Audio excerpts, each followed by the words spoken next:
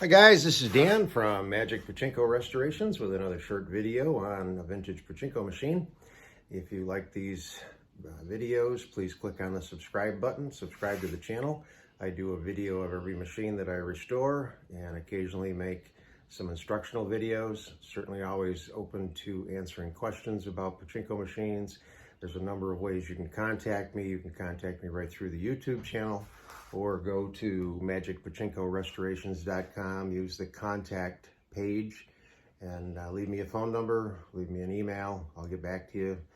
Always glad to talk to people about pachinkos. Today, this is I believe it's a 1970 model, Nishijin Model A.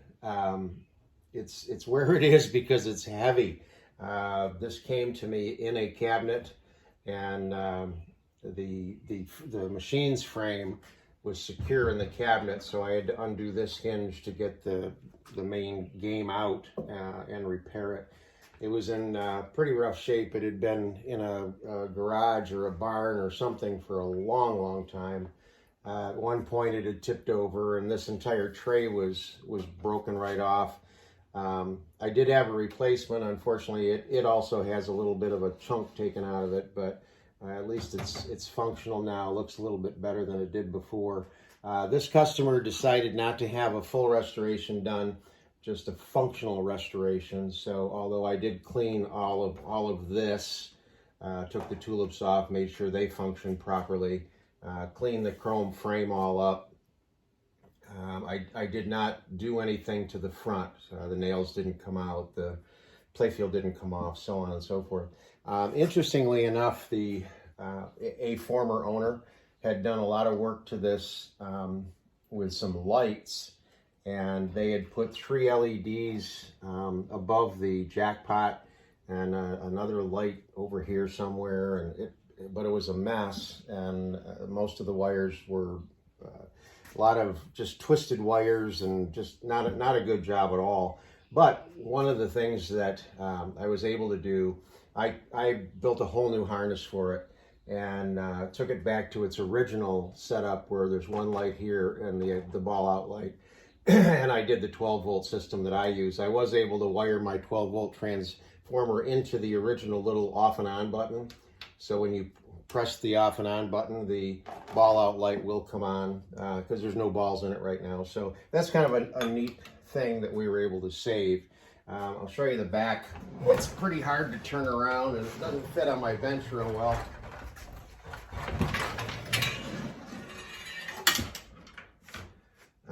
But this machine, you can see down here how bad this was. There was a transformer sitting here. The lights were mounted in here. There was another light bulb tucked in here somewhere. It was kind of messy. But again, I redid the entire wiring harness. You can still see some darkness on this piece, although it's clean. This piece was black with something. I have no idea what it was. A lot of the backside was black, almost like tar or something. Fortunately, Awesome took it off and I got it pretty clean. I did get a coat of polyurethane on the board, so it doesn't look too bad, especially since it's not going to be seen anyway. But nice thing about it is now it is fully functional. Back to the original lighting system and so on and so forth. The customer's going to mount this on a table and secure it down. The biggest problem is, even though it's a big base, it's still very wobbly, and the front of it is has rotted away a little bit. So you got to make sure that this gets secured down. And then what I did here, and this is something that people ask this question quite a bit about not having a key to open these. Now, I think I've got the right shot. This is the latch that opens the machine from its original frame, which is the inner frame here, all in here, okay? So what I did is I cut a hole in the cabinet, and my original thought was to be able to get your hand in here and pull on this, but that's why the hole's a little bigger than it needs to be.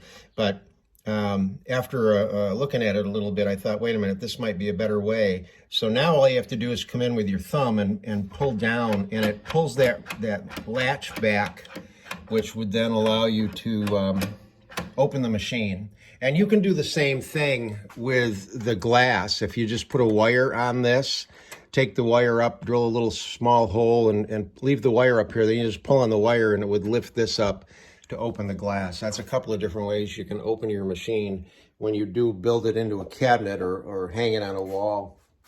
So let me get this thing, to load it up, again with a Model A, you've got your shut and open. You want to make sure that you lift up on this and get it in the shut position so that the balls stop at the jackpot instead of going all the way through the machine. This one's a little bit tough to load without swinging it open, but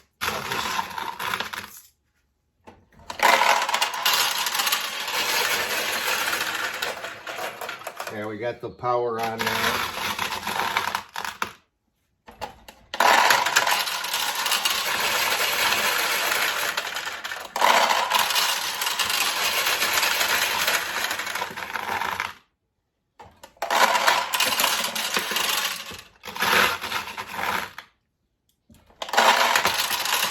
So initially we want to get enough balls in here that the light goes out.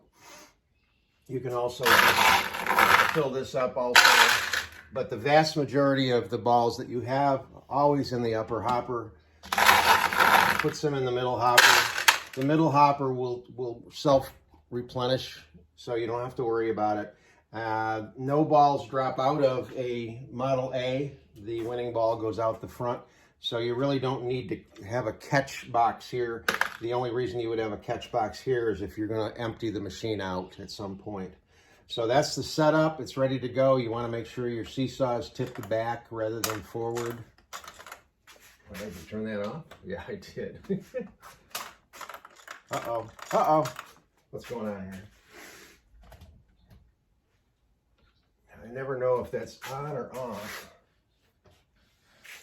I never know where it is. There.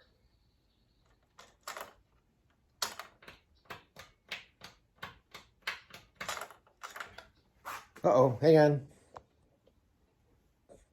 Okay, sorry about that. We're back. I found out the front switch is just a little bit on the flaky side.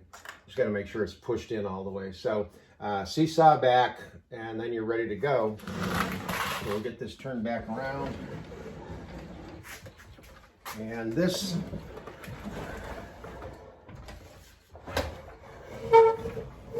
like I said, it's heavy. With these feet being a little bit on the rotted side, you definitely need to tip this back.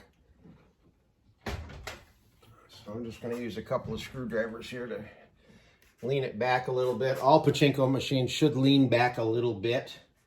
I'll open this up.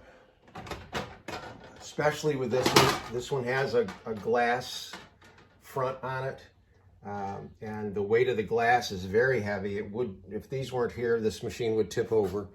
So here's just a little, this is obviously some water damage up there. The pins, the front pins look like they've been polished at some point, but the body of the pins is still dark. Very, very yellowed.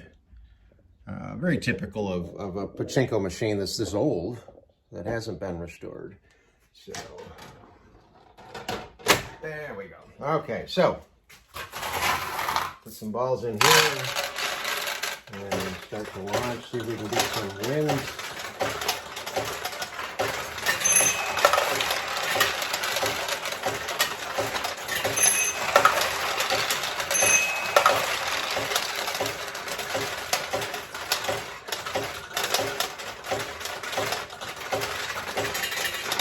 Obviously, when the tulips are open, it's a lot easier to win.